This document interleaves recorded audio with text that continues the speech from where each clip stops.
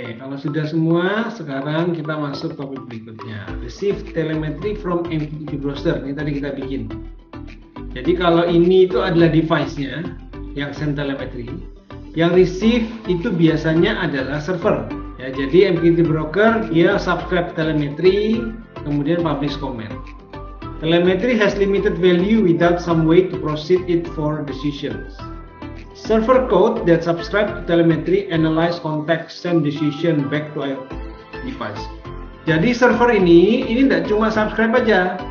Setelah ini kita akan belajar bagaimana server ini mengolah data lalu mengirimkan perintah.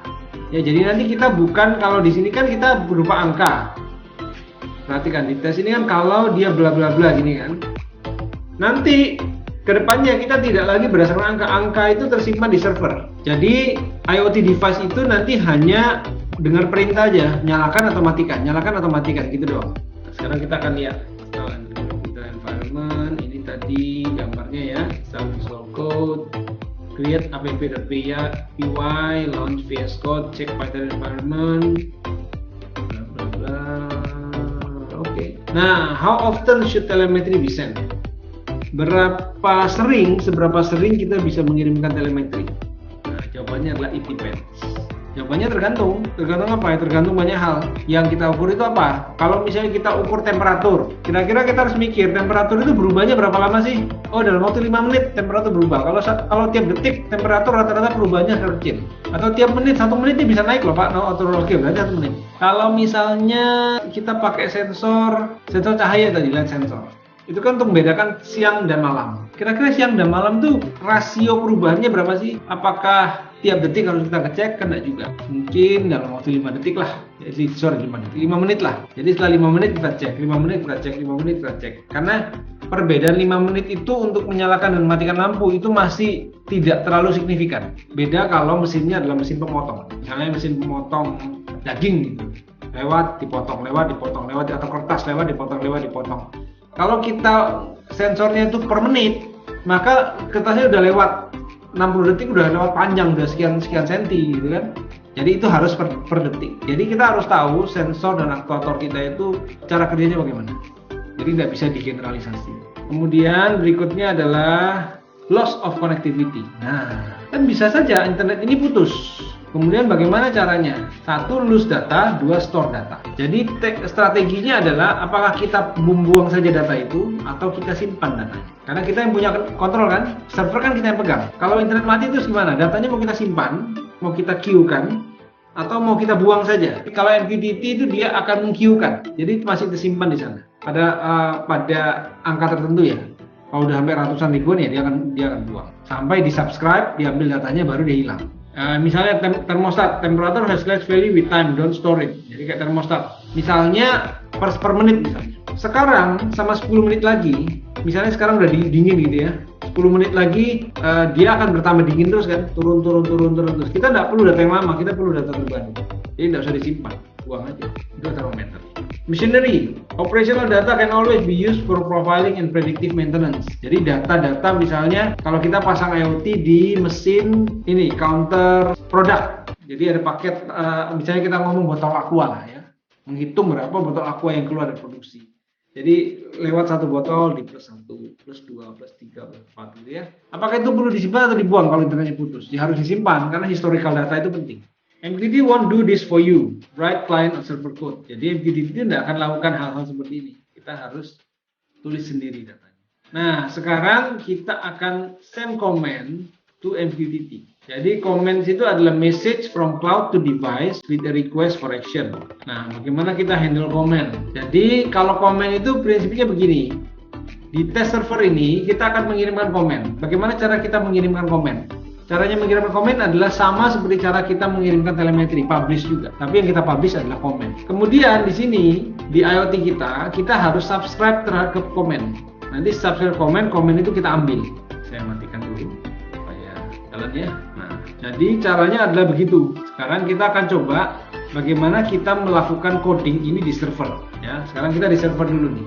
Jadi kalau subscribe-nya di sini, nanti kita bikin. Dia sudah subscribe. Lalu handle telemetri ini dia kan baca nih Dia membaca telemetri bla bla bla bla bla, dia membaca payload lalu print. Kan sekarang ini kan cuma ngeprint. Mari kita tambahkan satu perintah, comment sama dengan LED on.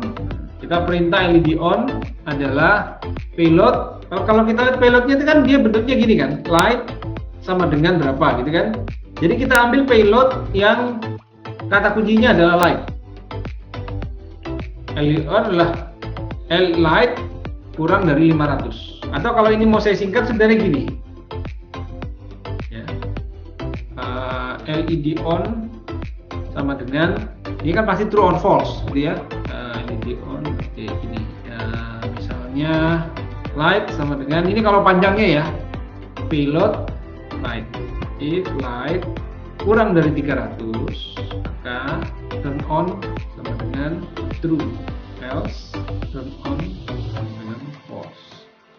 Nah ini saya jadikan turn on, comment sama dengan ini ya.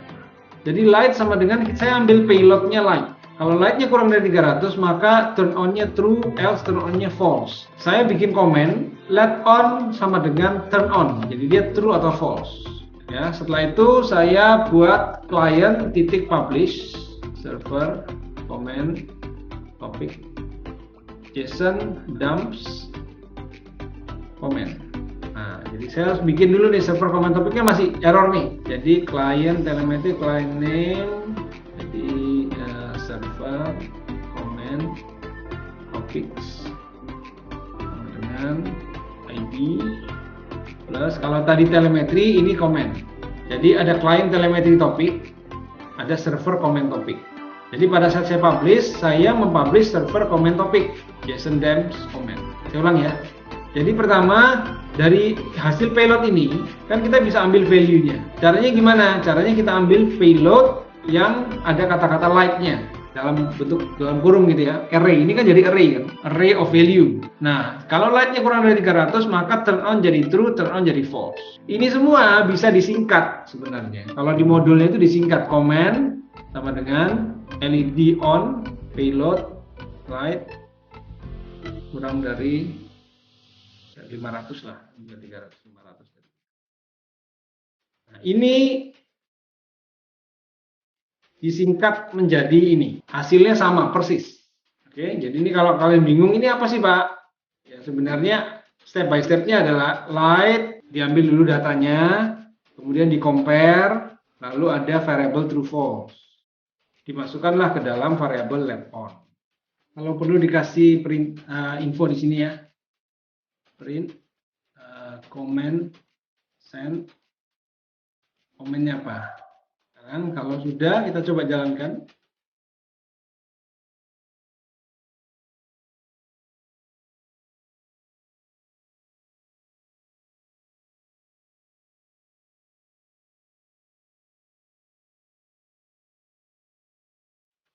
Sorry.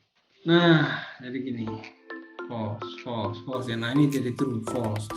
Jadi server kita ini sudah menerima data, mengirimkan komen. Sekarang berikutnya kita akan belajar bagaimana IoT kita bisa menerima data itu dan melakukan action. Berarti yang kita rubah kan di sini nih. Kita rubah di sini. Ini yang kita rubah.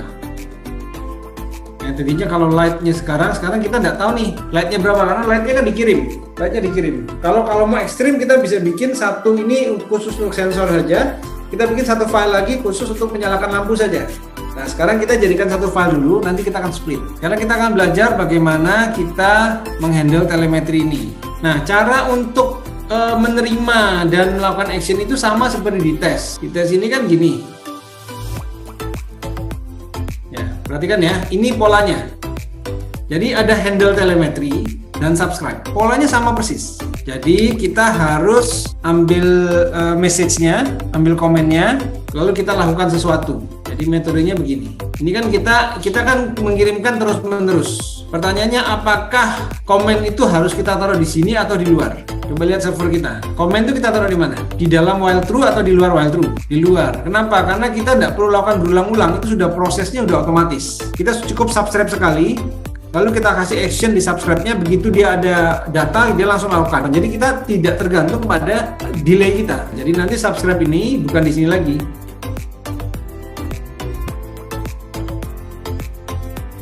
Jadi kita bikin di sini. Ini subscribe on message. Jadi selalu gitu dia. Lalu subscribe on message di atasnya baru kita bikin function untuk on message atau handle telemetry. Nah, kita meniru dari yang ini. MQTT client subscribe, MQTT client on message. Nah, sekarang saya tanya dulu. Kalau ini subscribe-nya ke telemetry topik, kalau di sini untuk komen subscribe-nya kemana? QTT client subscribe. Subscribe-nya kemana nih? Dia harus subscribe. Kalau tadi kan dia kirimnya ke ini ID telemetry. Test server dia ini kan publish ke server comment topic. Jadi saya harus subscribe ke server comment topic. Apa itu server comment topic? Ini harus saya copy nih.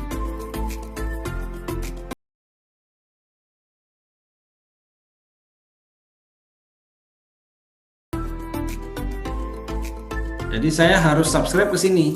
Server comment topics.